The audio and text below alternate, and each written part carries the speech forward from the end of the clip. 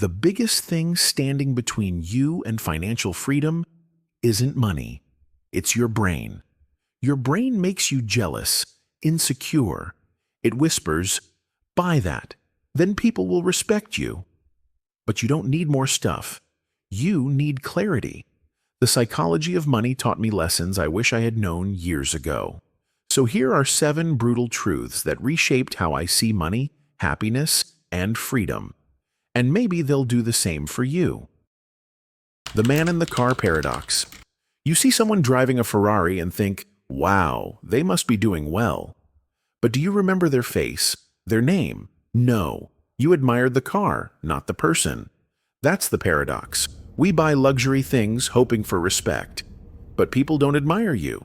They admire the object. So what do you actually gain by chasing image? You lose money. You build pressure to keep up. You invite judgment, not respect. Here's a better goal.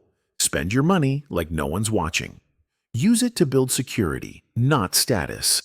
Because true respect comes from the way you live, not what you drive. Real wealth is what you don't see. We notice what people spend. Nice car, designer clothes, big house, and we assume they must be rich. But here's the trap. Spending is not proof of wealth. It's just proof of spending. You know what real wealth looks like? It's no car payment. It's saying, I'll think about it instead of impulse buying. It's money sitting quietly in an account, doing nothing, except giving you options. But that doesn't show up on Instagram. No one posts, I said no to the new iPhone and slept well instead. Because real wealth is invisible. It's restraint, it's patience, it's power. And the moment you stop trying to look rich, you give yourself a chance to actually become rich. Luck versus skill. You can't copy luck, but you can copy discipline. We love stories of success. Warren Buffett, Elon Musk. We study their habits, their schedules, their reading lists. But here's the hard truth. Sometimes success comes from talent, sometimes from luck, and sometimes from both. You could copy someone step by step and still fail because you can't copy timing, upbringing, or randomness. So what do? Stop idolizing outliers. They're fascinating, but they're not the blueprint. Start modeling consistency. Look for people who win without needing to be lucky, who win slowly, boringly, sustainably. Because if your strategy depends on a miracle, it's not a strategy, it's a gamble. Saving equals stability. Investing equals potential.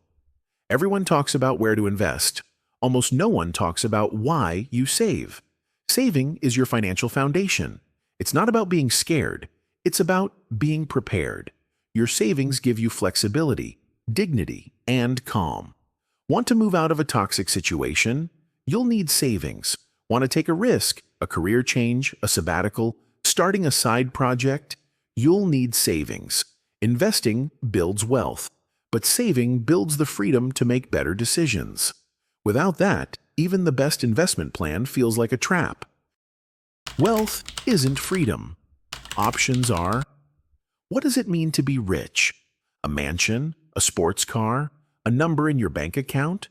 Not really, because money doesn't free you. Options do. The option to say no to a client, to take time off without fear, to walk away from stress and not fall apart. You don't need millions for that. You need margin. You need space. Wealth isn't about what you can buy. It's about what you can walk away from without your life falling apart. So measure your wealth by this. How many things in your life are optional? That's where freedom lives. Be reasonable, not perfectly rational. Money feels logical. Spreadsheets, strategies, numbers. But real financial success is deeply emotional. The best plan isn't the one that performs the best. It's the one you can actually follow in crisis, in fear, in chaos. Some people pay off their mortgage early. It's not optimal, but it helps them sleep. That's not stupid. That's smart. Better a good enough plan you stick with than a perfect one you abandon under pressure. Survival greater than growth. The only rule: Stay in the game. We're told to go big. More risk, more returns. Always be scaling. But the truth? The number one goal in personal finance isn't growth, it's survival. Because if you get wiped out through debt, a bad bet, or overconfidence, you don't get to keep playing. The smartest investors in the world play defense first. They think in decades, not quarters. So ask yourself, what if the next 12 months go worse than planned? Can I still pay rent? Will I still feel in control? It's not about how fast you climb. It's about making sure you don't fall so hard you can't get back up. The quiet that changes your life. At the end of the day, wealth isn't a number, it's a feeling. Waking up without panic, saying no to what drains you, taking your kid for a walk at 3 p.m. because you can. Wealth isn't what you show, it's what you don't have to prove. It's the peace of knowing you're in control. And that peace doesn't start in your wallet, it starts in your decisions, your habits, your beliefs. Because what compounds within you, compounds around you. If this changed how you think, even a little, share it with someone who needs to hear it. And if you want more videos like this, to think differently about money, freedom, and life, hit subscribe. This is just the beginning.